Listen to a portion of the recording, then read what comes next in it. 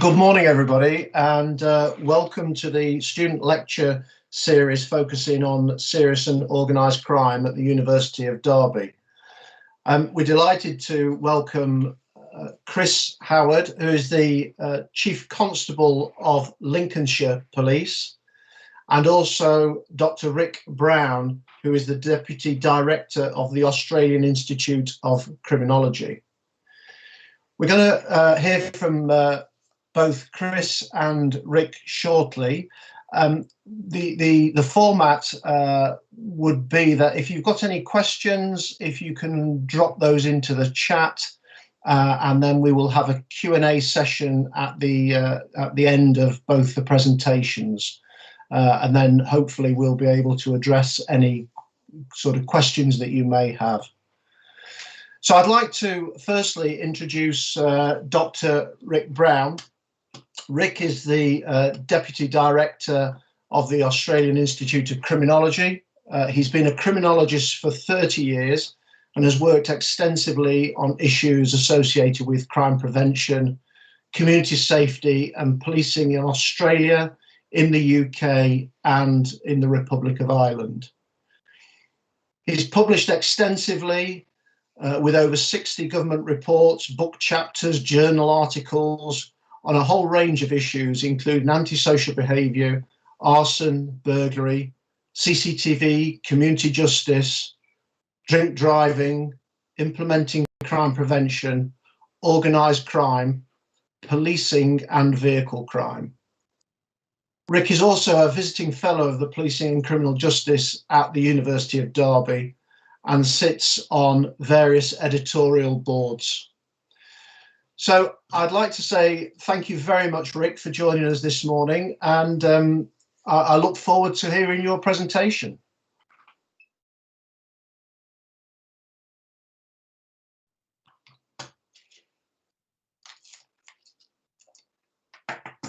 I think, Rick, sorry, there might be a slight technical issue. I'm not sure if your microphone's working. Let me try again. How's that? Thank you. Excellent. I should start again. Thank you so much, Tony, for the introduction, and hopefully that's the worst technical problem we have this morning. So first of all, thanks for having me here this morning. I'm actually particularly looking forward to Chris's presentation. Before I moved out to Australia 10 years ago, I actually lived in Lincolnshire, in Swinderby, in fact, in just outside Lincoln. So I'm hoping that Chris is keeping it safe still. My presentation is on serious and organised crime in Australia, and in particular, I just want to give you a bit of a rundown of the sorts of research that's going on at the Australian Institute of Criminology on serious and organised crime. Before I do that, I'm hoping I can switch. Bear with me a second.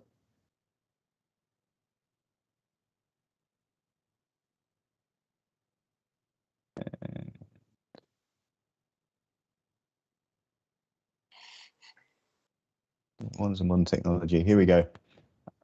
So I'm hoping I can switch slides. Can you see a change in slide there? No, you can. Bear with me a second, Tony.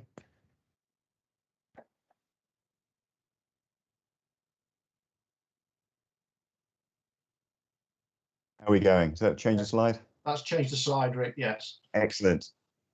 So before I go on to just give you some examples of the research we're doing at the Institute, I thought I'd just introduce the Australian Institute of Criminology to you for those that don't know us. So just to just done the same thing there. Just to start by saying about who we are. So we're a federal government agency that really aims to achieve a single outcome. So we aim to achieve an informed crime and justice policy and practice in Australia, and importantly by undertaking, funding and disseminating policy relevant research of national significance. So everything that we do is focused around either one of those three functions. We either undertake, we fund some research, and then we try and get our research out there so people use it, and then shape policy in particular, and practice as well here in Australia. So, in the scheme of things, we're a kind of relatively small agency. We're closely linked with the Australian Criminal Intelligence Commission, and our director is also the CEO of the ACIC. I oversee a team of 18 researchers undertaking research on a whole range of different issues and coming from a range of different backgrounds. We have a small team of librarians, and then a small group that support us. So we have an editor, a grants manager, my EA, and then a corporate staff that we share with the Australian Criminal Intelligence Commission. We have 5 key priorities. We have an advisory board that helps us set our priorities each year. And the current focus for the next 12 months are on these 5 issues. So violence against women and children, and that's focusing particularly around family and domestic violence on the one hand, but also child sexual abuse on the other. And those are our two key areas under violence against women and children. Second priority is around Indigenous overrepresentation in the criminal justice system. I'll touch a little bit on this as we go through this presentation, but the Indigenous community, the Aboriginal and Torres Strait Islander community here in Australia, it is basically overrepresented in every part of the criminal justice system, from the initial crime reports through to prison population. Then we have organised crime that will be the focus of this presentation. We also cover illicit drugs that I'll wrap in here as well. And then we do some work around economic crime, particularly fraud against the Commonwealth, as well as some work around money laundering and identity crime as well. Okay, so the focus here is around serious and organised crime, and just want to start by just touching on the scale of serious and organised crime here in Australia.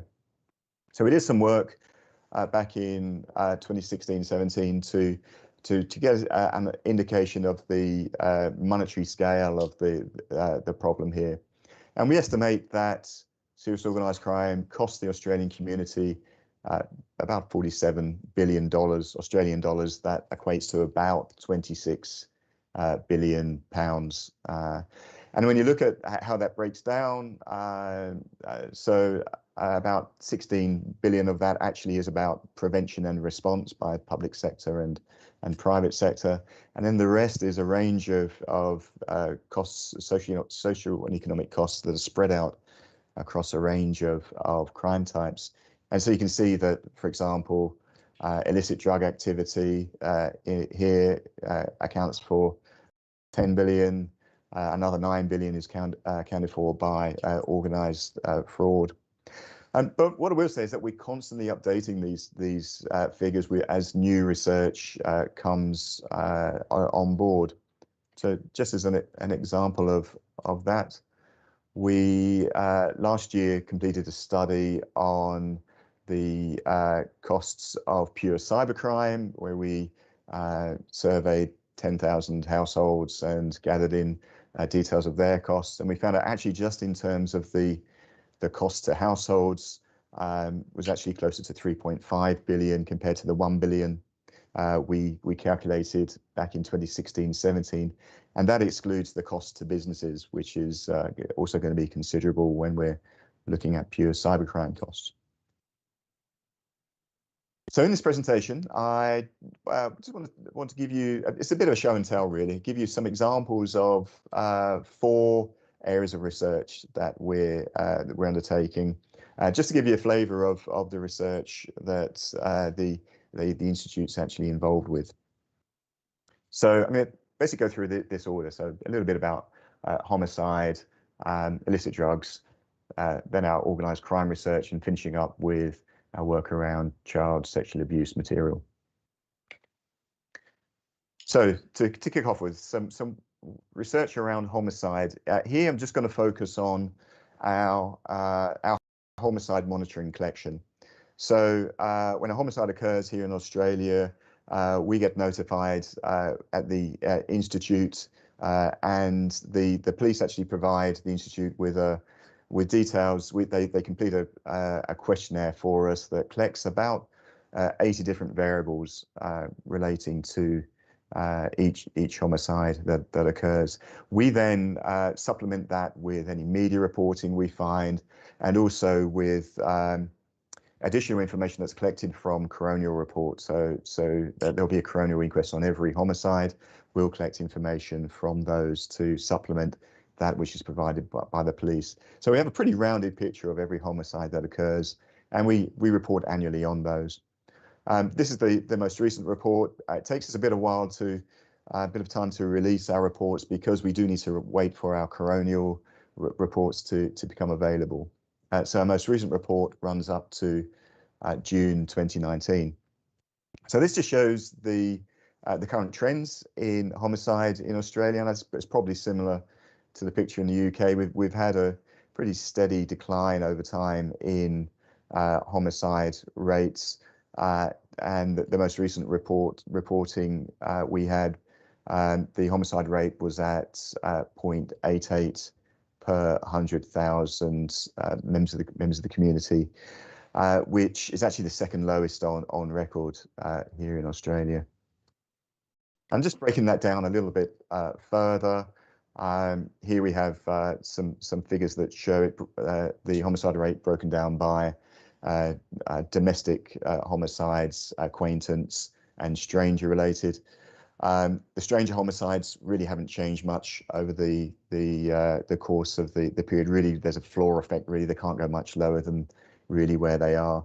Where we've seen the big declines have been in domestic and acquaintance related. So it's kind of those basic friends and family related homicides. When we look at gender, what we see is really significant declines in female victimization in homicides. So over time, we've seen a closing of the gap between males and females, so that the rates are much more similar now. So the overall picture is looking pretty positive in terms of homicide, but I'm just going to finish up when we're looking at the homicide rates, just to introduce some of the Indigenous rates of homicide, which if we take the total to start with, you can see that the green column represents Indigenous, so our Aboriginal and Torres Strait Islander community, which only accounts for about 3.3% of the Australian population, according to the last census. And you can see that the rates are much higher there than for the non-Indigenous community.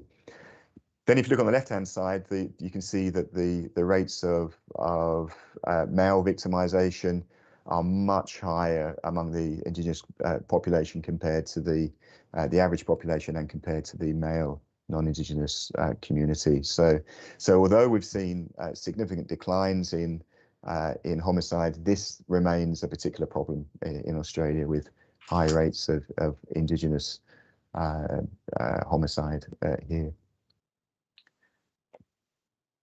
Okay, I'm going to move on to talk a bit about illicit drugs, and just give you some examples of the research we've been undertaking here at the Institute. So our first one, a systematic review of what works in street-level drug law enforcement. There's a Campbell collaboration that was undertaken a few years ago by Lorraine Mazarol and colleagues. And last year, we updated that review to provide a picture of, what do we know is actually effective in tackling local level street markets, drug markets. DUMA stands for Drug Use Monitoring Australia. Last year we produced a drug market indicator framework based on our DUMA monitoring. I'll touch a bit more in a second around what DUMA is and what it does. We've also recently undertaken some research on fentanyl contamination in the Australian illicit drug market, again using DUMA. And recently we've looked at COVID-19 and how it had an impact on the meth supply in Perth. And actually, I'm going to show you some updated results where COVID-19 had an impact on drug markets across Australia. So just to touch first of all on DUMA a bit more. In the UK, some of you may remember there was a program called New Adam, which was a program very similar to DUMA, and what that involved and what it involves here in Australia is interviews with police detainees in police cells and around their drug use and around their criminal activity. Then at the end of the interviews, we asked our police detainees whether they're willing to provide us with a urine sample. We then get those urine samples tested for the presence of drugs. And that gives us a pretty good picture of what's happening among a particular population. And we see this as, if you like, as a sentinel population. They are, by definition of being police detainees, they tend to be closer to criminal activity. They tend to be a population that are closer to using drugs than the general population. And so we tend to see, when there are changes in drug markets, this is where we see them occur first. So the patterns here, you can see, I guess the two I'll point you towards are cannabis and the amphetamine type stimulants. So cannabis, we've seen at one point by far the highest drug use, but we've seen that overtaken in recent years by amphetamine type stimulants, and that's particularly methamphetamine that we've seen grow to a point where more than half of our police detainees are found to have methamphetamine in their system. So that's the drug of choice essentially for our police detainees presently. I should say that each year we interview about 2,000 police detainees and get a urine sample from about 3/4 of them. So I'm just going to touch a bit more on what happened during COVID-19, particularly around the meth markets here in Australia. So here what we've got are the markets in 4 capital cities. So Adelaide in South Australia, Brisbane in Queensland, Perth in Western Australia, and Surrey Hills, which is a district in Sydney in New South Wales. We ask our police detainees about the availability of methamphetamine, and we ask it on a scale of 1 to 10 or 0 to 10, where 0 is not available at all and 10 is abundantly available. And typically over time, the availability rates tend to fall between 8 and 10 out of 10. But during the period from July to August last year, we saw a really sharp decline in the availability of meth in all of our cities where we ask the questions. Similarly, when we look at the quality of the methamphetamine, that's we see some variation from period to period, and we did see some decline, but not so much as we did in terms of availability, which is interesting. So it seems to be that the big impact was on availability rather than necessarily in the quality of what was actually being made available, although there was a little bit of a downturn. The upshot of that, that decline in availability, and I should say what I didn't show here was there was also an uptick in price. was that there was actually quite a sharp decline everywhere in terms of the use of meth in that period. We've subsequently got the most recent data in for the end of 2020, and interestingly, what we've seen is an uptick again in use, although not quite to the same extent as we'd been seeing prior to the pandemic. So it looks like it's on its way back, but not quite to the extent that it was.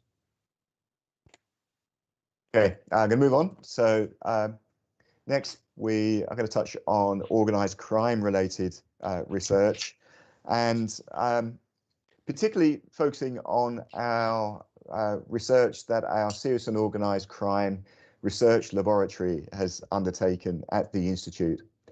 Now, our laboratory has really had a role in taking large data sets that are available from police jurisdictions and actually from other government agencies across federal government. So our tax authorities, we have an agency that deals with financial crime called OzTrack, as well as the federal police.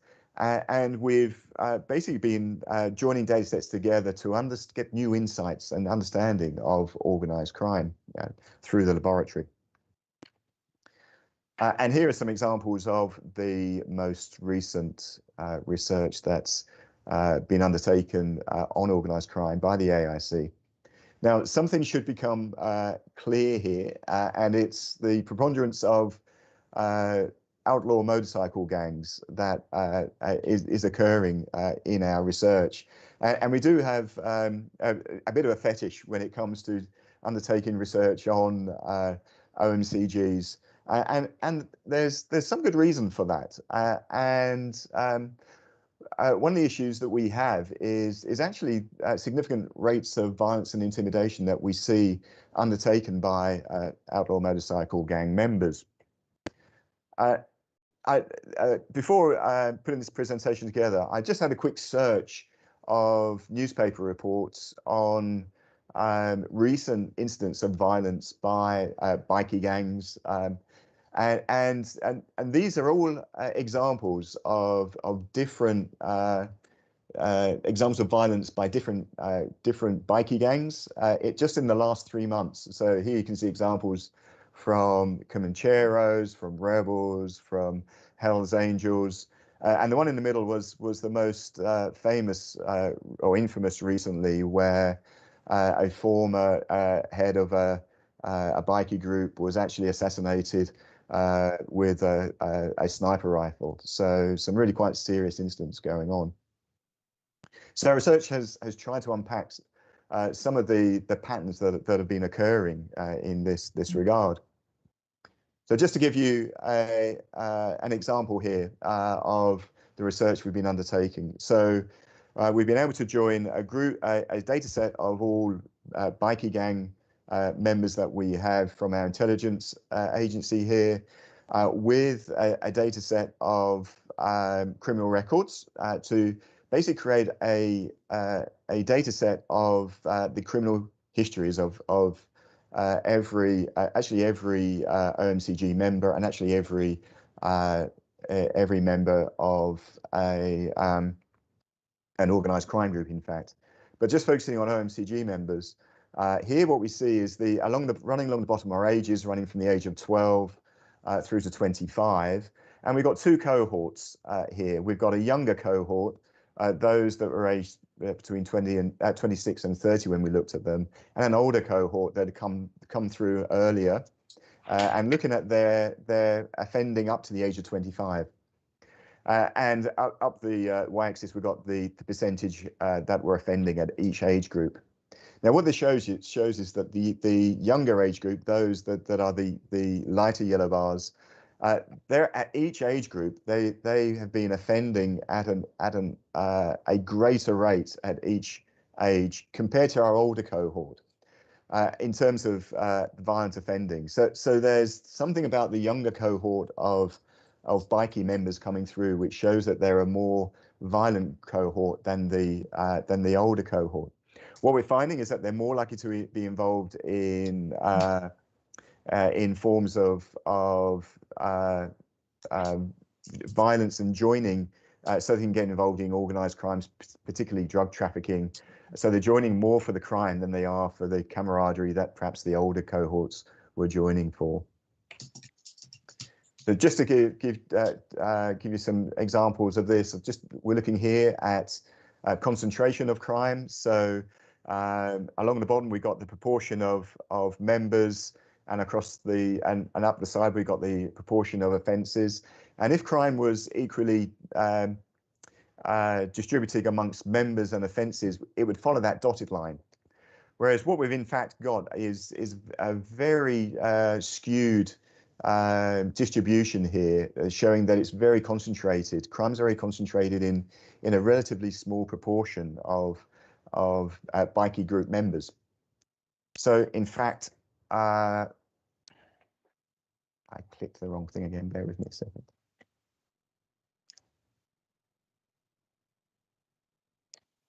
So in fact, 4.3% of OMCG members are responsible for almost half of all of the violence and intimidation offences, and 4.2% of members are responsible for 70% of criminal enterprise offences. And what we mean by criminal enterprise offences are those which are about the offences where they're making money, so particularly the trafficking offences, and particularly drug trafficking offences.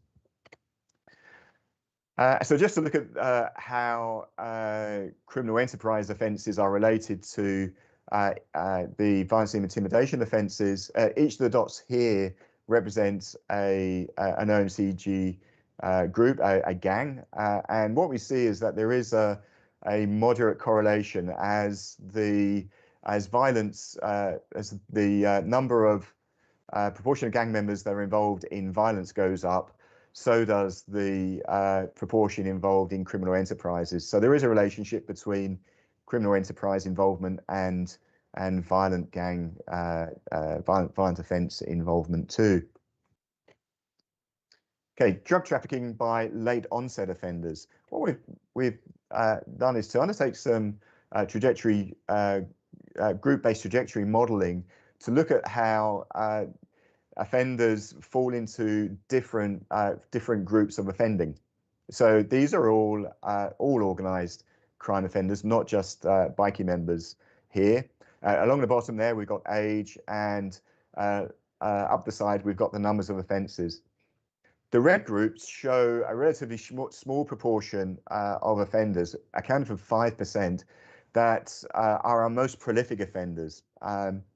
So those are the ones that law enforcement tend to be most focused on because they are so prolific.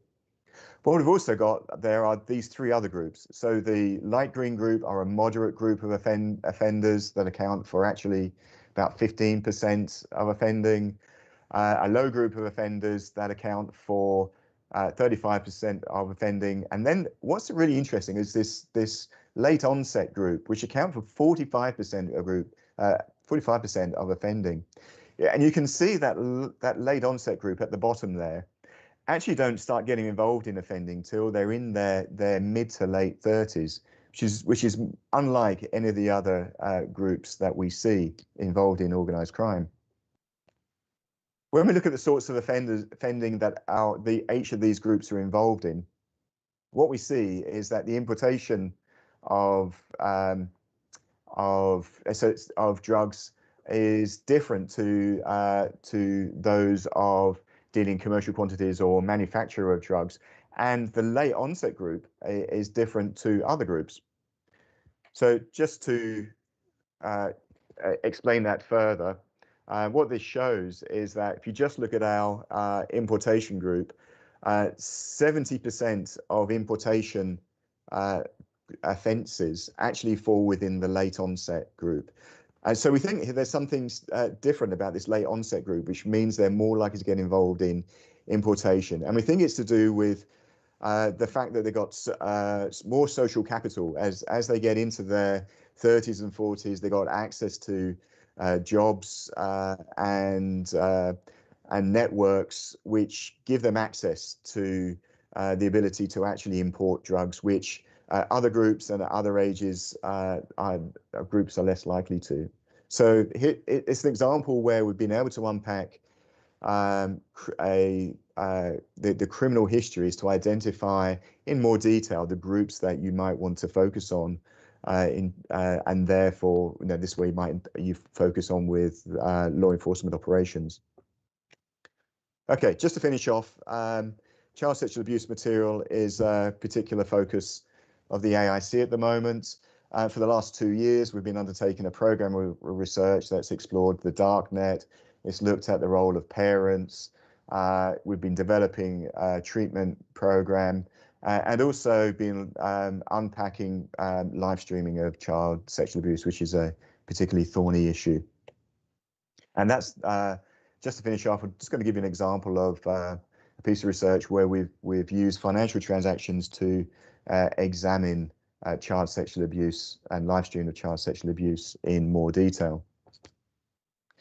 So this project came about via an operation in the Philippines, which identified 118 facilitators of live streaming of child sexual abuse. The Philippines police provided those details to the Australian Federal Police, who provided them to us at the AIC.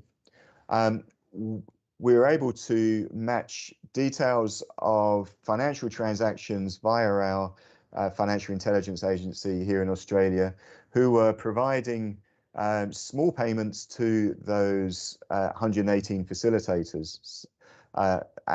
So that's 256 individuals that previously we weren't necessarily aware of viewing the live streaming of child sexual abuse here in Australia.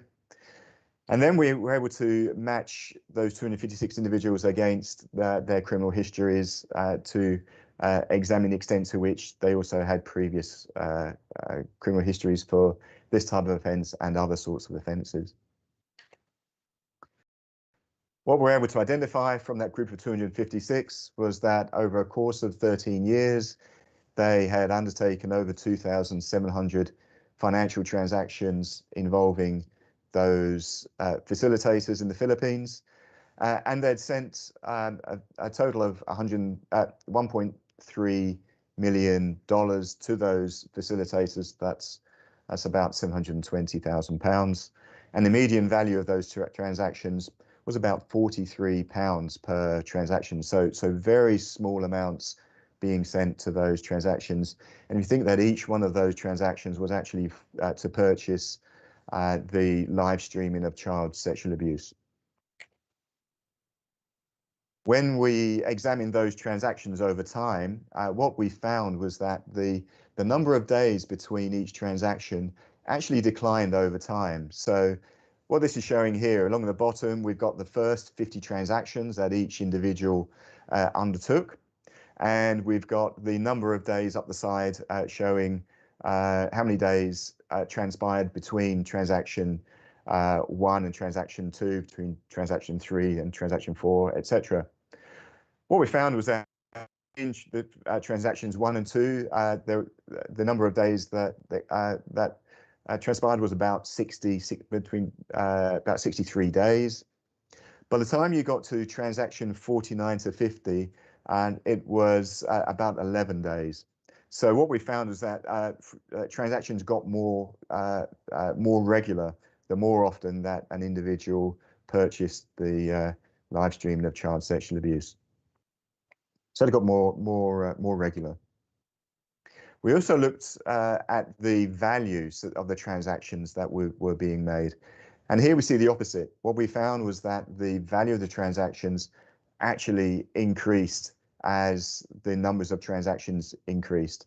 So the first transaction was valued at around $46 on average, and that actually increased to about $162 for the 50th transaction. So actually, what we can see is an increase over time in the amount that an individual was willing to pay. Now, we saw this as a proxy for seriousness of offending. The amount that an individual was willing to pay over time was an indicator of the seriousness of the offending that was being undertaken.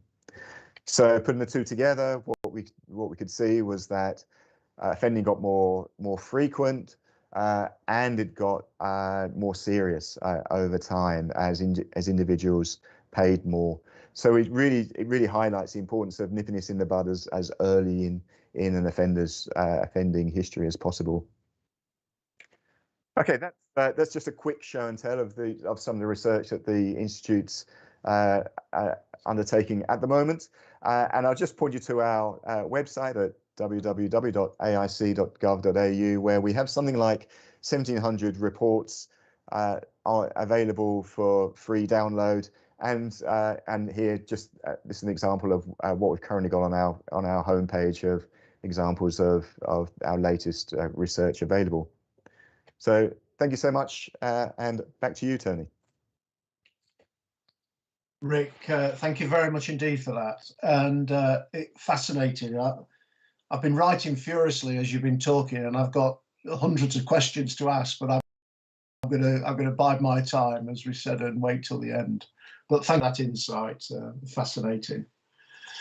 So we're going to go over to Chris Howard, who is the Chief Constable of Lincolnshire Police, and has been in that post since December 2020. His previous role was the head of the East Midlands Special Operations Unit, known as EMSU, and he has led on major crime investigations, tackling serious and organised crime, covert policing and counter-terrorism. During Chris's time at the East Midlands Special Operations Unit, which is the largest police collaboration in the UK, the unit has seen an increase in operations completed, arrests made and convictions secured. Prior to this role, Chris was the Assistant Chief Constable of Derbyshire Constabulary. And prior to that, and I'm not sure whether Chris would say that this is his most prestigious time, he was the goal commander for Leicester City Football Club, including the Premiership winning season. And he also spent 3 years with Interpol tackling drug trafficking across the globe. So I'd like to say thank you very much, Chris, for joining us this morning, and looking forward to hearing your presentation. Okay, Tony, it makes me sound like I've had a very grand career. I actually drive a desk is probably the better way of describing most of what I do these days. But it has been a fun time. Thank you for the introduction, and Rick, thank you for your presentation as well. And you'll see in a moment that some of the things that Rick has just spoken about are very similar in the UK. But just to assure people, what I'm not going to do is retread that ground, but just bear in mind what Rick has told you about serious and organised crime in Australia, and you can basically just map that straight across into the UK. What I am going to talk about is actually how the UK is structured in terms of tackling serious and organised crime. And I'm going to take a slightly split personality today as a newly promoted Chief Constable against my role as the head of East Midlands Special Ops Unit, and the conflict that you have between trying to manage local policing and trying to deal with serious and organised crime, which is a national/international threat. Because my accountability here in Lincolnshire is significantly different to the accountability that I had as head of EMSU. And I'll start to talk about that a little bit in a moment. But my focus is much more upon how we're structured, how we go about tackling serious and organised crime, and some of the conflicting kind of governance arrangements that we have in there. So if we could go to the next slide, please. So what you're going to see here in this slide is some similarities with what Rick's just actually spoken about. But the bits I want to concentrate on are the solid boxes that you can, the solid circles that you can see there.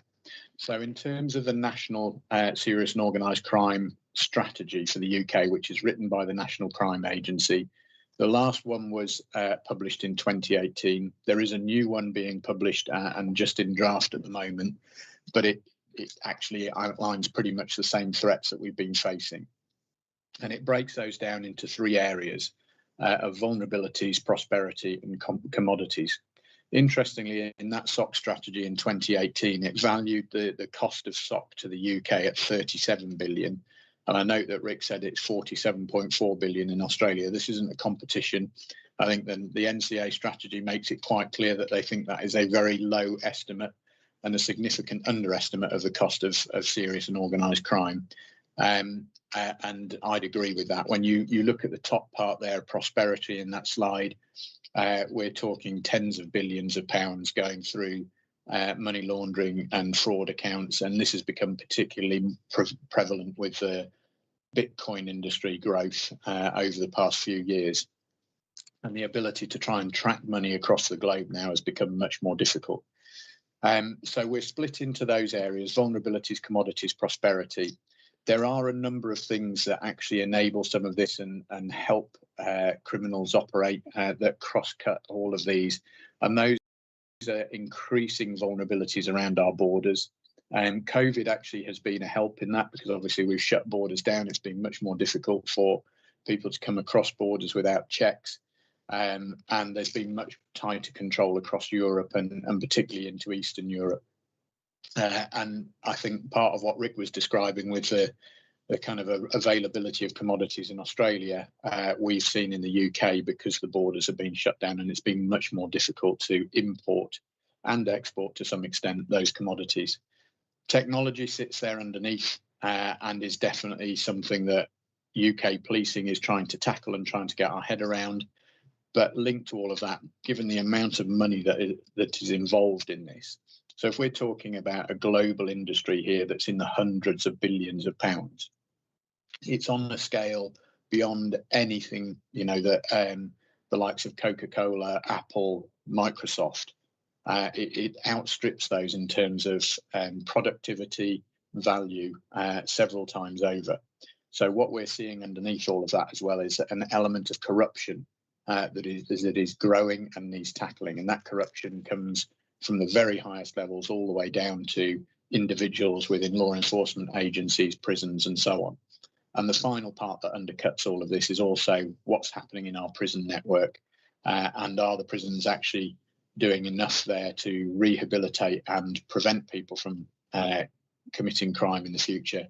And are there other opportunities in there? There's a great deal of work in the prison service to tackle those elements, but there are still areas where prisons are actually seen as a networking opportunity rather than a punishment, and can be used to kind of grow the business. But sitting underneath this graph here, the things that are really sitting within that serious and organised crime strategy are very similar to those that Australia have been facing. So the types of crime that sit in there: child sexual exploitation and abuse is a huge issue. So when we start to talk about watching and using child abuse online, we are estimating at the moment that there are over 30,000 active users in the UK watching live child sexual exploitation. Again, we think that is a huge underestimation. And a lot of that is being actually facilitated through networks and servers within the UK, not just overseas. We've also got modern slavery and human trafficking, which is really pushed by Theresa May when she was Home Secretary and then Prime Minister as a threat to the UK and the UK economy, but it's also about exploitation of vulnerable adults and vulnerable children. And when you start to think about county lines drug trafficking, that is all about slavery and trafficking of young, vulnerable people in order to facilitate that trade. Organised immigration crime, you'll see that all over the news.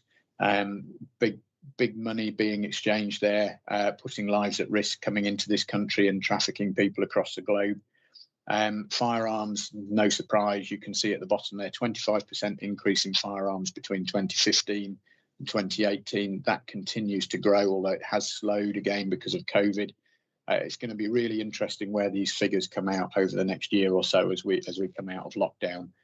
But I think what's more interesting about that piece is in the UK, firearms has always been relatively well controlled. And actually the criminal use of firearms and the criminal availability of firearms with live ammunition has always been a rare thing. What we're now seeing is an increasing ability for criminals to not only get hold of the firearm itself or a refurbished firearm, but actually the availability of the live ammunition at the same time. So there's clearly an increasing threat coming from there. Drugs continues to be a problem for us, and obviously the borders and the vulnerability of our borders doesn't help that. And then I've mentioned about money laundering, but that links into the fraud and economic crime piece. And one of the things that the UK is doing at the moment through the banking sector is really tightening up on what comes into the UK banking sector. And this is a real significant threat to the reputation of London, because we've always been seen as a financial centre of the world, and we've started to lose some ground on that because of the porous nature of those bank accounts and the ability to get money from illicit means into the UK. And I think actually with Brexit, it's the first time that the UK banking sector has lost its place as the global leader in financial transactions. I don't know whether they've recovered from that since Brexit, but it's certainly there, and there's definitely a reputational issue that needs to be addressed and is being addressed. I've mentioned corruption, but we've got the technology piece and cybercrime that then sits underneath all of that. So that serious and organised crime picture in the UK is a significant threat to us. The difficulty, and I said I would talk about the conflict I have as Chief Constable compared to the role I was in previously. So as head of MSU, my responsibility was really how do I respond to all of those threats? How do I use the teams that are in there? So there are 1,200 officers in the East Midlands, and I'll talk about the capabilities in there in a moment. How do we tackle those threats? As a Chief Constable, coming in here now, being responsible for Lincolnshire and protecting the communities that Rick used to be part of, is actually those things don't necessarily feature in the psyche of the general public. So most of the general public will be aware of cybercrime and scams and spams and things like that, but that's probably the extent of their knowledge. And do people feel scared by it? Probably not. Do they worry about it? Maybe a little bit. There's plenty you can do to protect yourself from it, but actually most people aren't walking around feeling frightened of that type of crime on a day-to-day basis. But that cybercrime element is not just about the scams and spams. It's also about the abuse of young and vulnerable people online. It's about the exploitation and the grooming of those people. And certainly as a parent, I would say that my children, although they're grown up now, but if I was having children now, my real worry would be for my children's online presence and how I keep them safe in there, because I think they are much more open to exploitation there than they might be on the streets and in the parks and things like that. But the human psyche and human culture is still that we worry about people out on the street and what's happening in the parks and where our children are when they're out of the house, and less so about when they're in the house.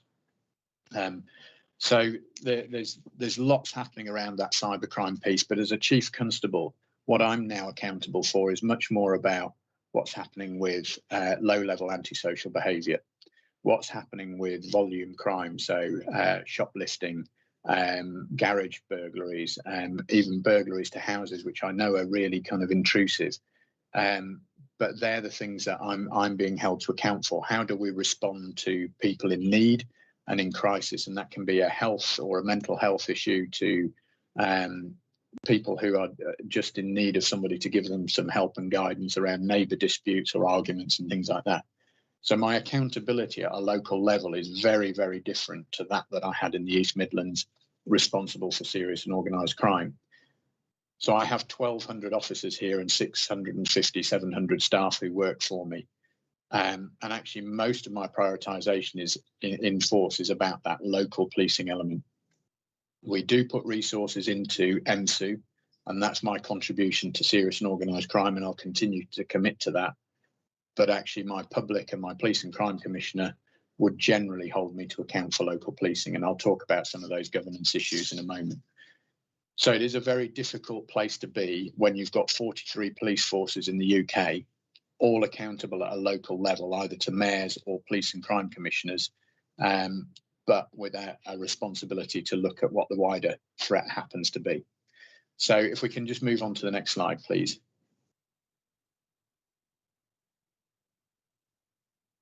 Just give that time to change. I'm hoping it will. There we go.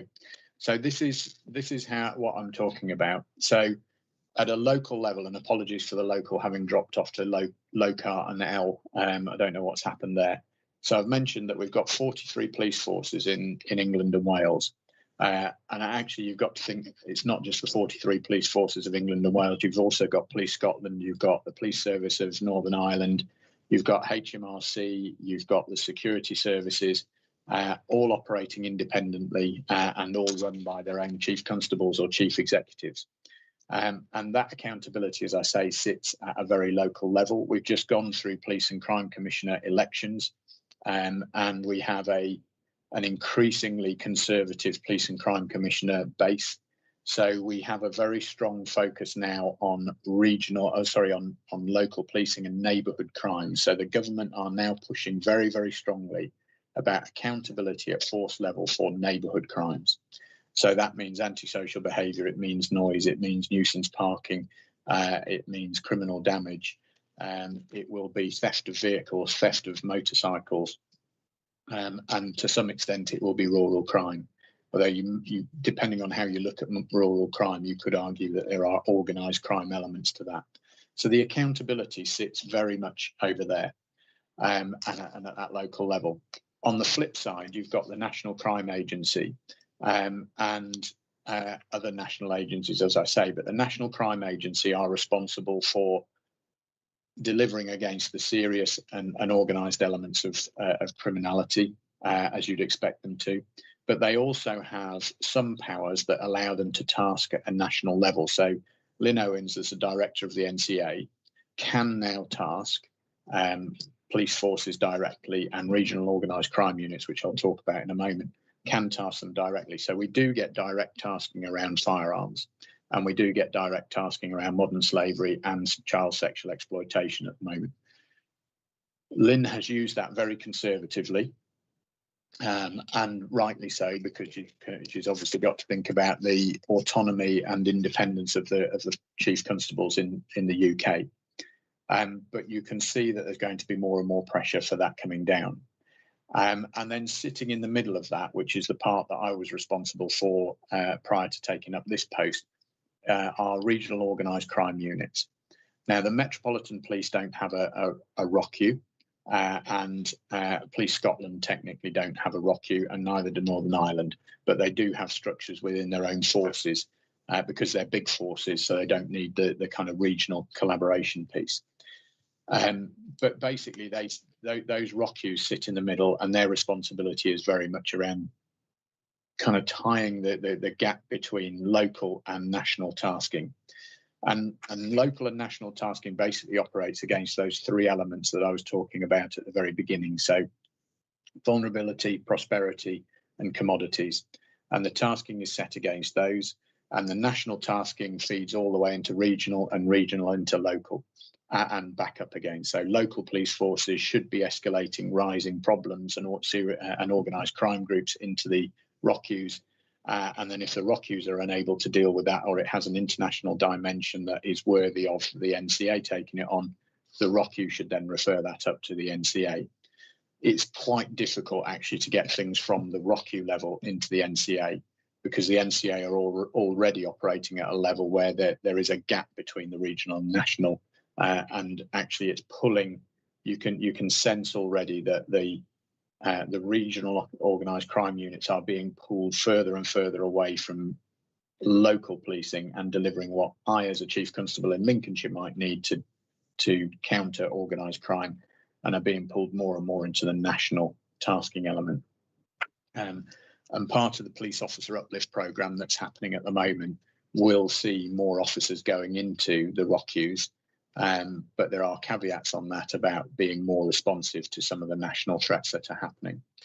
But the tasking effectively works against those three areas: prosperity, vulnerability, commodities, and it's then measured and prioritised in two ways. The first is what's called morale, so that's the management of risk in law enforcement. And basically what that does is that looks at what the threat is, how well we are, how much we understand it as a law enforcement agency, either as a ROCU, a police force, or the NCA, how well we are tackling it. So have we got the capability and the capacity to tackle it? And then how effective that is at that particular point in time. So obviously the morale score will be higher if you don't understand the threat properly, if you haven't got the capability and the capacity to deal with it, and you're not being very effective. So if that's the case, then it will sit quite high in our priorities. If we've got a good understanding of it and we've got capability against it and capacity against it, obviously that starts to drop down, even if the effectiveness might not quite be there at that time. But it keeps an eye on how we're doing with that. And obviously the aim there is the more you target those organised crime groups and those types of criminality, the more we should see that morale assessment coming down. And the second part that then sits within that is the prioritisation mechanism. So running in parallel to the morale is then, so where does this sit in terms of national priorities? And this is where the national reach comes and starts to affect some of the regional and local reach. And this has only just come into being in the last year, and we haven't really seen it used in anger yet because of COVID. But what the prioritisation mechanism does is it changes quite fundamentally how crime types are actually prioritised in the UK, in that it brings in different measures which in particular look at, are vulnerable people being exploited and what harm is coming to them, and does this have a cross-border element to it?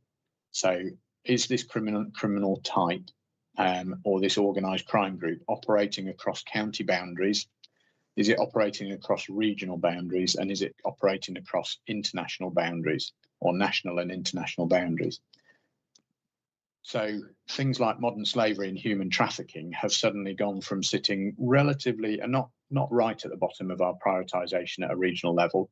They used to sit kind of 9, 10, 11 in most people's priority lists, have now bounced right up to the top.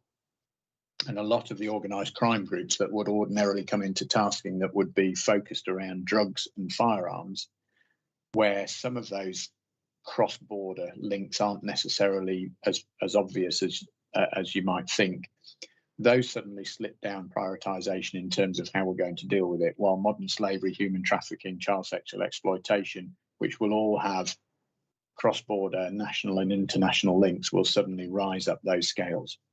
And that starts to change how we have to respond to our investigations and the approach to these, because over the past decade or so, we've become quite effective at tackling organised crime groups who are involved in drugs and firearms. It's been our bread and butter in the regional organised crime units. Tackling modern slavery and child sexual exploitation and online crimes and money laundering is a much more tricky thing to do. And requires a different set of skills across the ROCU network. So that's how the structure works at the moment. If I was still sitting in MSU as the Deputy Chief Constable for the region, my responsibility would be to hold what's called the Regional Tactical Tasking Meeting. So forces would refer in organised crime groups or threats that they had, and it would be my responsibility to then run morale and prioritisation mechanism, or PMEC as it's called, against those, and I would make the call on which ones we were going to take on. And most occasions we would take them on and we would apply capabilities and capacity against them. But on the odd occasion, I would have to go back to the forces and say, I'm sorry, but that's not a big enough threat, or we can't take that on at the moment because we're dealing with an organised crime group that presents a much greater threat than this one, and we'll have to sit and wait until we've got some capacity to deal with it. So that's how that used to work. And then at a national level, you had the Deputy Director of the NCA would chair the national tasking, and so it feeds on through the chain. Okay, if we could just go to the next slide, and I'll start to explain a bit about the capabilities that then sit within the ROCUs. So this is an overview of MSU. So this is what I was responsible for prior to taking up this role. And as I say, there are 10 of these across the UK. They're all slightly different. MSU is the largest in the UK, and part of that is because it holds other capabilities that aren't necessarily in all of the ROCUs. So in the bottom right of that slide, you'll see that MSU is also responsible for forensic services. So East Midlands Forensic Service sits within MSU. That's everything from DNA to toxicology, so crime scene investigation, and so on and so forth. So pretty self-reliant on all of those. We do have some outsourced capacity, but most of it's in-house. I was also responsible within that for major crime investigation. So major crime is murders and complex attempted murder and manslaughter, and occasionally some serious crime that fell into the complex arena. So those teams were based in the 5 forces. So Derbyshire, Leicestershire, Lincolnshire, Northampton, Nottinghamshire are the 5 forces we serviced. But the major crime teams were based in each of those forces. But if we had a murder happen in Lincolnshire, for example, teams from Nottinghamshire and Leicestershire would probably come over and help with those investigations. And I was also had within their counter-terrorism policing, so the counter-terrorism intelligence unit, looking at extremist activity across the East Midlands. And one of the areas that we are looking at the moment is with the rising tensions and the rising prevalence of extreme right-wing terrorism. So there's a kind of cultural belief that all of terrorism is about Islamic terrorism and left-wing terrorism. It isn't. There is a significant and growing threat around right-wing activism, and it's something that we're having to watch very carefully at the moment. And then I also was responsible for legal services for the East Midlands. But in terms of the regional organised crime unit, and this is how most are structured, the capabilities that sit in there, and I have to be careful about how much of this I can talk about, but undercover policing sits in there. So covert policing, which would include surveillance and technical surveillance, as well as our undercover officers when and where we have to deploy those. Technical surveillance is a very specialist and niche area, but that can be anything from monitoring posts and rural observations and beyond that. But we also have digital forensics, which is a growing area of our work at the moment.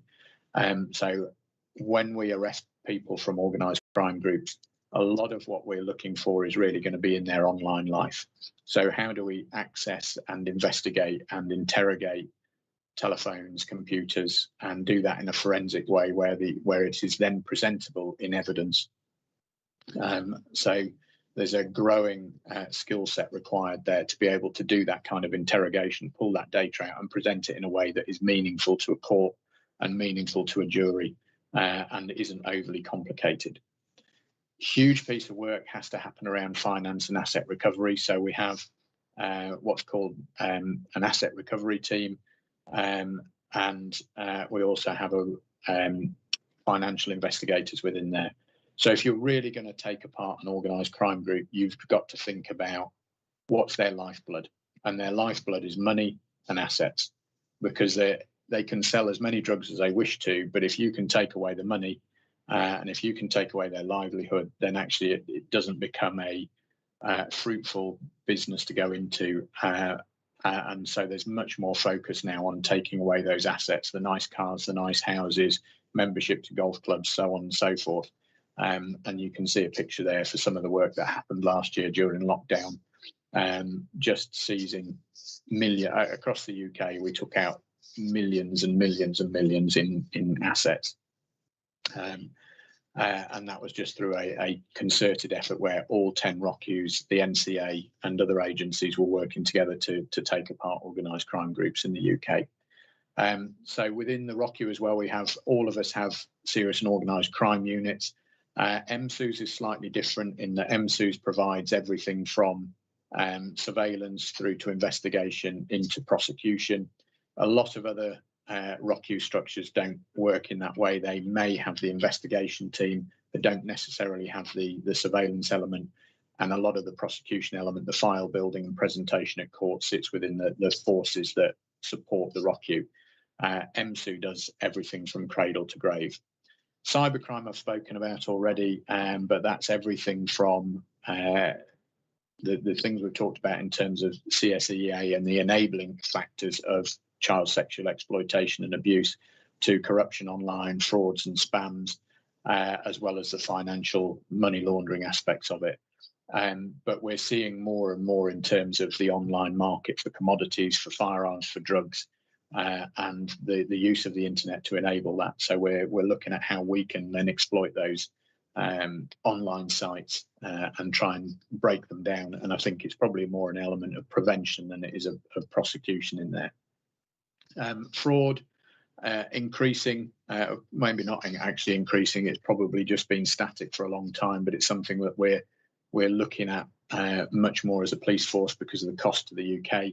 And I've mentioned prison corruption earlier about prison officers and those people who may work in prison and the access to drugs and information in prison and how we can tackle some of those. But we have a team that specifically looks at that. And then we also have a modern slavery and human trafficking team. And we also have the capability to respond to kidnap and extortion. So those are the real-time, life in danger. Somebody's being bundled into the back of a car and demands for money are being made to the family. So all of our teams, so our serious and organised crime teams, our surveillance teams, and all of my commanders within EMSU were trained in kidnap and extortion and how to respond to those. So that's that's an overview of how the ROCUs are structured and the capabilities that sit within that regional team. So from a Chief Constable's point of view in Lincolnshire, those teams don't exist in my local force. Everything that falls into that kind of investigative requirement sits within the ROCU.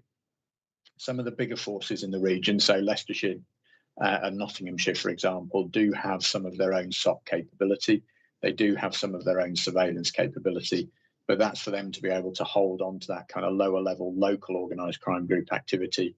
And if it gets to the point where it's beyond their capability and capacity, then they refer it into the regional tasking mechanism that I mentioned earlier. And as the chair of that previously, I would have decided whether we take it on and whether it's at an appropriate level. That doesn't mean you have to take it on lock, stock and barrel. It may mean, well, actually, we're going to put some support into you about intelligence collection and intelligence analysis. It may not be about the surveillance and the investigation. It may just be about what they actually need at that time. At other points where it is a serious enough threat, we would take it on lock, stock and barrel and we would own it because then we can tie down where the sensitive intelligence comes from and who actually has access to it, because some of that has to be controlled very, very carefully in accordance with the Regulation of Investigatory Powers Act and the Criminal Procedures and Investigation Act of 1996. So if you are looking at serious and organised crime, those are two acts that you need to have your head around about how we're regulated and what we can and can't do. Okay, could we move on to the next slide?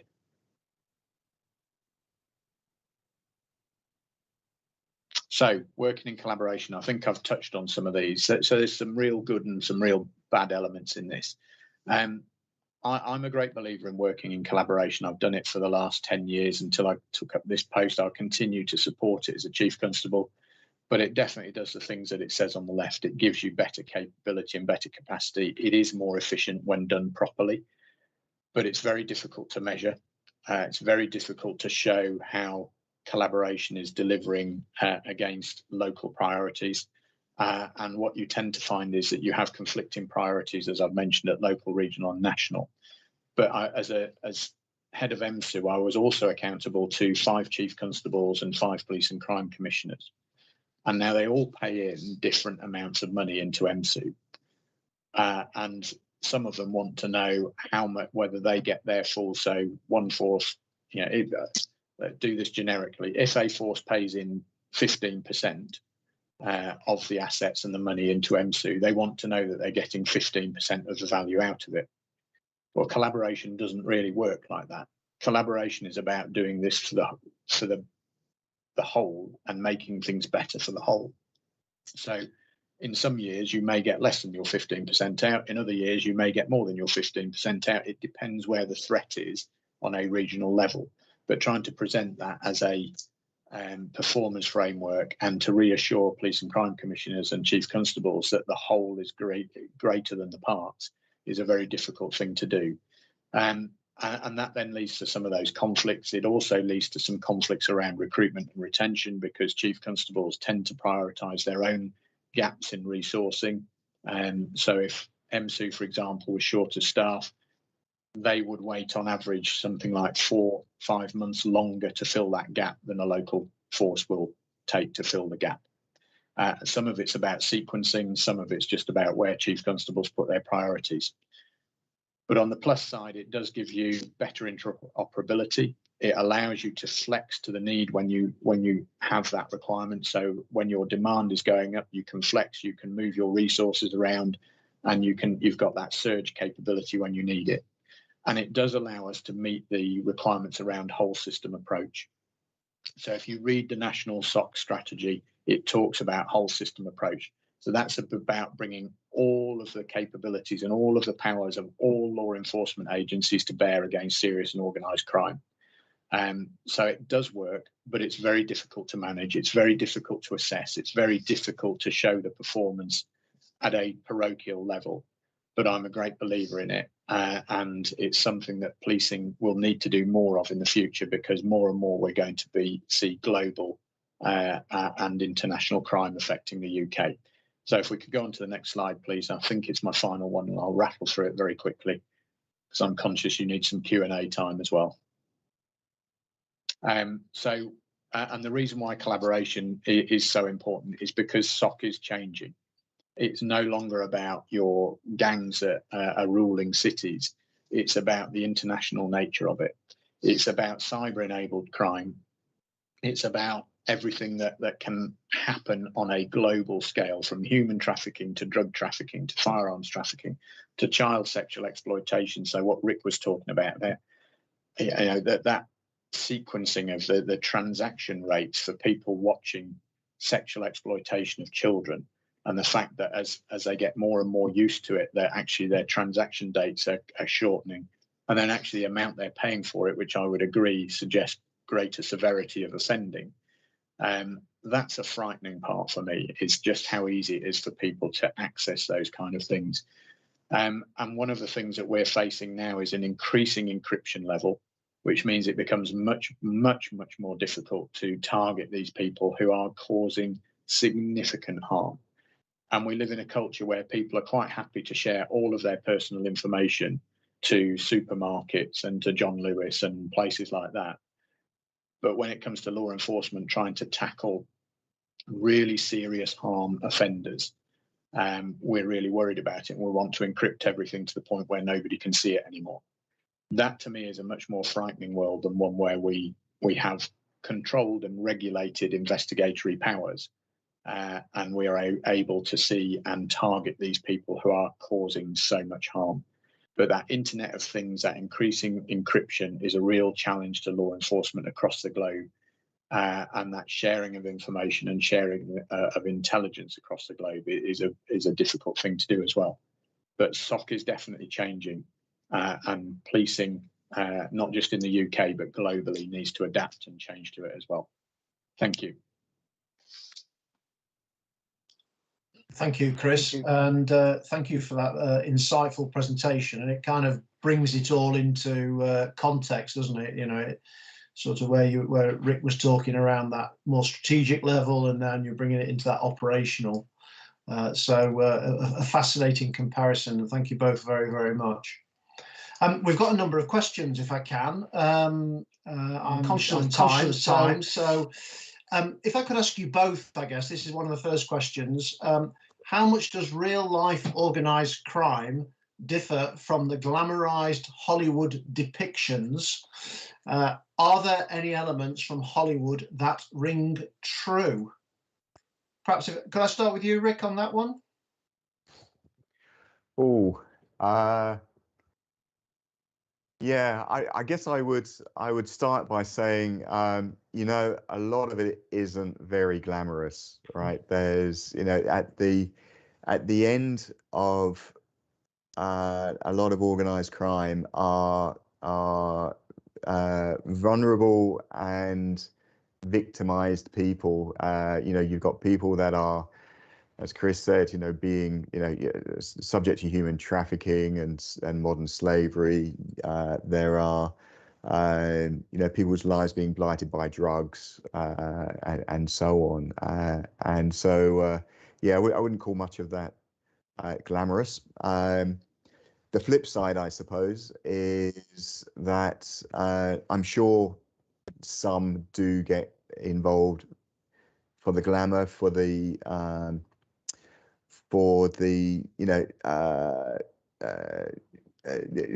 I guess for the prestige of being seen to be in Australia, at least part of a gang, part of an outlaw motorcycle gang in particular, with all of the conspicuous nature that goes with those, and firearms go with that, and the ability to spend large amounts of money until they get caught, and the likes of MSU take the money off them.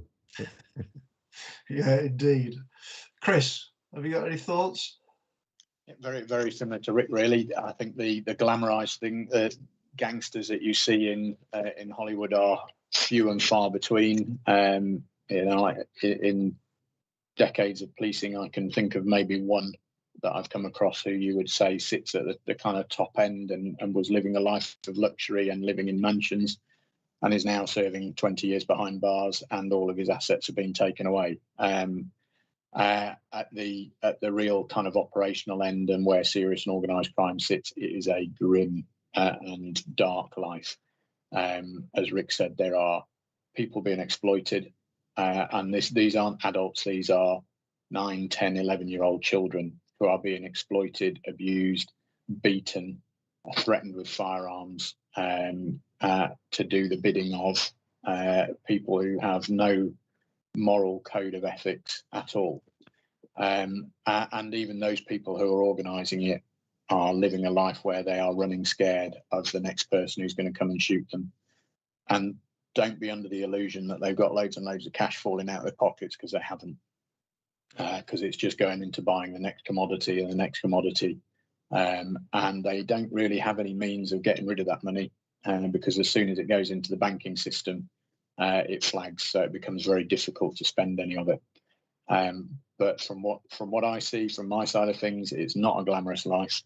It's an abusive and heartless and disgusting life, to be honest. And what you see on the telly is a million miles away from the reality. Yeah, thank you, Chris. Can I just follow up with that? And this is, we're going to jump to a completely different area now, if I may. Is there one piece of legislation, both in the UK and Australia, and I'll come to you, Rick, after, that you could see helping the efforts in combating organised crime? And you've already mentioned, Chris, some of that legislation. But is there something that could be, I don't know, redefined, repurposed to assist? I think from my point of view, most of the I've got to be honest, most of the legislation is there. It's just using it effectively. The elements that I'd say that probably need they don't need most work on, we've just got to get better at using them, are the financial investigation powers and Proceeds of Crime Act, and all of the orders that you've got that you can freeze assets and seize assets with. We've just got to get better at using them as a law enforcement agency across the UK, because it's not policing loves pursuing people. It's the exciting part of the job. The prevent part and dismantling is maybe not so glamorous and exciting, but it's probably the most effective part. So we've got to get better at just Proceeds of Crime Act and using those powers within that to actually stop these organised crime groups and take their lifeblood away, and just get into that preventative element more than the pursuit element of policing. Yeah, thanks, Chris. Rick, have you, from an Australian perspective? Yeah, I mean, a couple of points jump out at me. One is actually picking up on what Chris is saying around, taking the proceeds out of crime. So in Australia, so we have 9 sets of legislation. So each state and territory, 8 states and territories, each of those have their own criminal justice system, their own legal system, and then there's a federal set of legislation that sits separately to that deals with more the serious and organised crime end of things in terms of borders, etc. One area where the legislation could be strengthened is actually around unexplained wealth, which I think is legislation in the UK now around unexplained wealth. It's been something which has worked fairly well at the state and territory level, but at the federal level, it's not worked so well. And there's I think a need to tweak the way in which that works. And the other issue I would say is just in terms of encryption. Chris mentioned encryption earlier. There's legislation is needed to do more around just the powers of policing agencies around dealing with the problems of encryption. I think that there's so much crime that can now hide behind encrypted messaging apps and encrypted phones, etc. Yeah, thanks, Rick. I suppose that brings us on to another question. This one's probably more directed to you, Chris, was what additional training is required and what personal attributes are desired for someone to build a career within an organised crime unit or that kind of area of policing? Well, that's a whole lecture in its own right. So because there's such a range of skills, so I'll concentrate on the police officer element, but you've got to bear in mind that there are police staff investigators, there are digital analysts, digital forensic analysts, there are crime analysts, intelligence analysts, there are intelligence researchers, and there are so many roles that make up the serious and organised crime response. So actually, rather than the police, I'm going to talk generically about all of those. So the things that you're going to have to look for is the utmost integrity. You're going to go through significant vetting. And I mean significant vetting. Your life will be torn apart, and every question that you never want to answer will be asked of you, to make sure that you're not corruptible. You need to have good investigative / analytical skills, because you're dealing with a level of complexity that you might not see at a local level. You've got to have some personal resilience, because at times you're going to work some really long hours, particularly when you've got those kidnap and extortion events that's life at risk. That we've had those where we've been literally 10 days on the bounce where nobody's going home. It's just rolling through and trying to get sleep where you can. And then a lot of training around, if you're going into the surveillance world, there's a huge surveillance training program which takes 15 weeks, and then ongoing refreshers and tests while you're in there. Driver training, because obviously our surveillance teams need to drive in a particular manner in unmarked vehicles with no blue lights and things on. So if they're going to stay ahead of the people we're surveilling, they need to be safe on the roads as well. If you're analysts, you'll go through some significant training around how to analyse and how to gather intelligence. And then if you're handling some more of the sensitive stuff, you'll have to go through quite a lot of training about how to handle that and what disclosure means and who you can disclose to, and when and in what form. So there's a significant amount of training that has to go on. We are currently considering whether it's appropriate to go to direct entry detectives in the ROCU network. But there's some concerns around experience and initial training. So one of the things I'd be looking for is that if I was still in that role was actually some grounding in local investigation and the ability to talk to people, the ability to go and knock on doors and find out what's gone on at a very basic investigative level before you come in and start dealing with organised crime. Yeah, thank you. Rick, if I could just come to you with the next question, and it was particularly relevant to the methamphetamine and the decline in methamphetamine. and whether within Australia you'd seen an increase in access to drug services. During COVID or generally? Yeah, sorry. As we've seen that decline during COVID, and it dropped down to, I think it was 5 and 6.5 around there. Whether there's been an increase. Yeah, I'm not aware that there has been, and the reason for that is that when you segment the market of drug users, most of those that were meth users, for example, actually don't turn out to be dependent. There's a very large recreational market for methamphetamine, which flexes. So if it's available, it'll be used. If Friday, Saturday, and Sunday nights. If it's not, then maybe they'll use it on a Saturday night only. So the amount of use will go down without people necessarily being dependent. So I don't think we've seen the drift into treatment services in quite the same way. At the same time, obviously, we've had problems with, I suspect, with access to services anyway during COVID, and there's services that haven't been functioning quite the same way with social distancing and all the rest. Yeah, absolutely. Yeah, certainly some challenge. I think that whole kind of crime picture will change, won't it, as we emerge from the sort of end of the pandemic and see what's really been happening that we may not be aware of. Absolutely.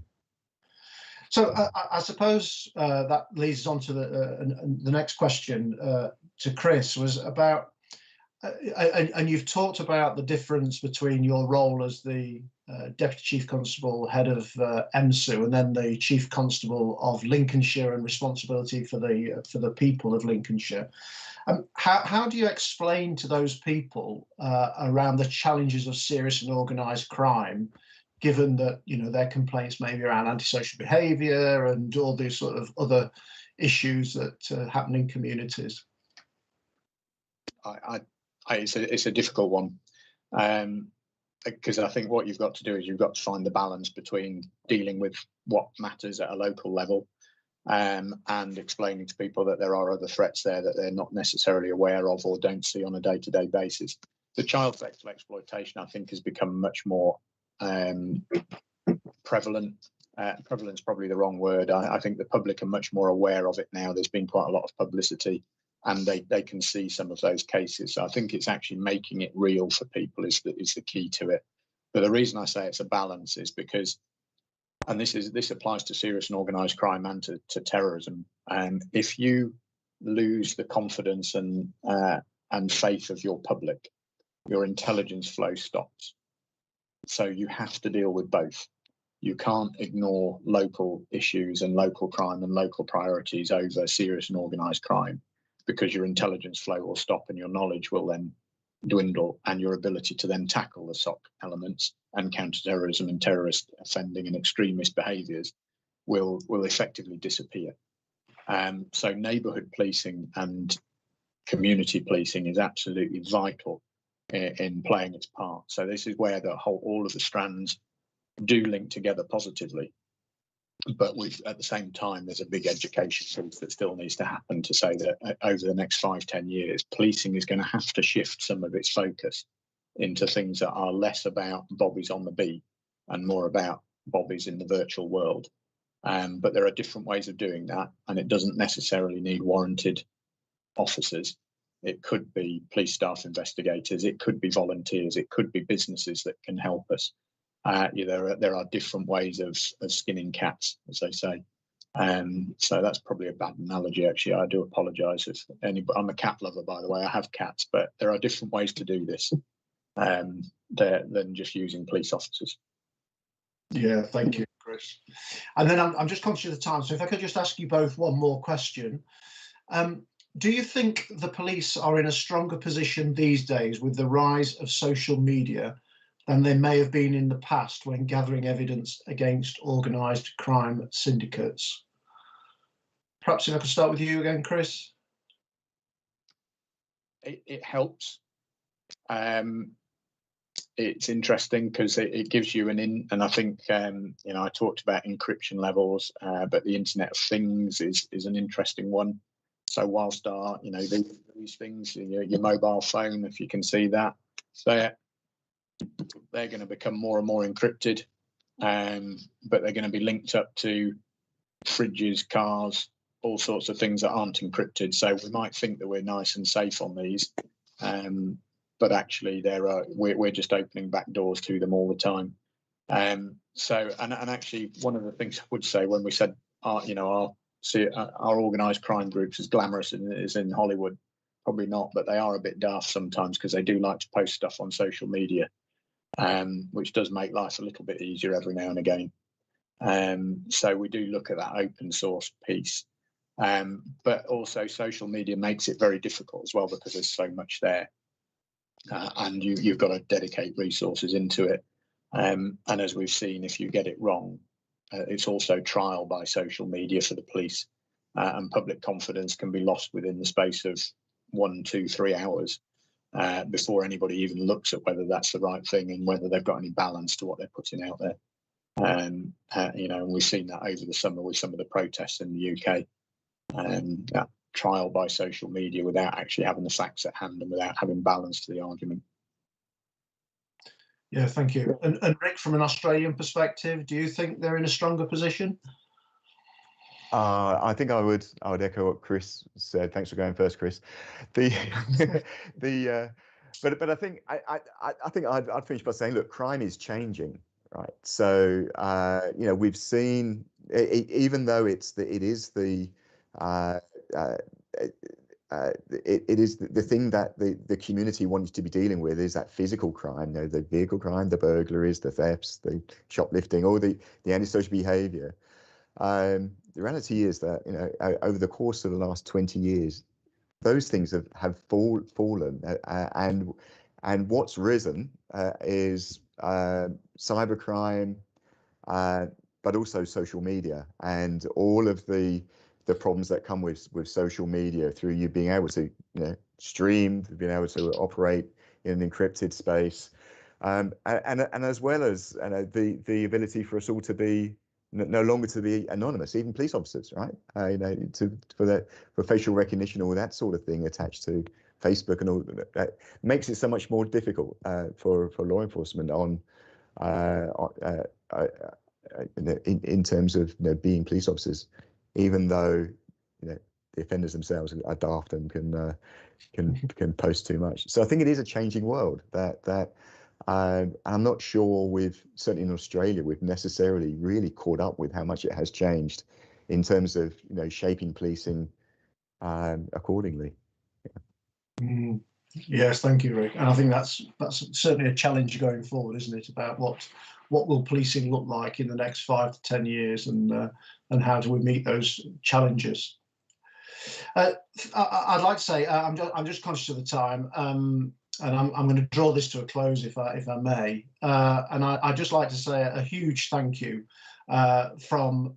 personally from me, because I think it's been fascinating, and I've still got hundreds of questions I want to ask you both, but that will be a separate forum. But also from the University of Derby for taking the time out of your busy days, or in Rick's case, your busy evening, to come and join us for this session. And I'm sure that anybody that's taken the time to listen to this, or will take the time to listen to this, will be suitably enlightened in terms of serious and organised crime, the two sort of distances around the world. So I'd like to say thank you both very, very much for joining us this morning. You're welcome. Thank you. Thank you. Thank you, Tony. It's been a pleasure.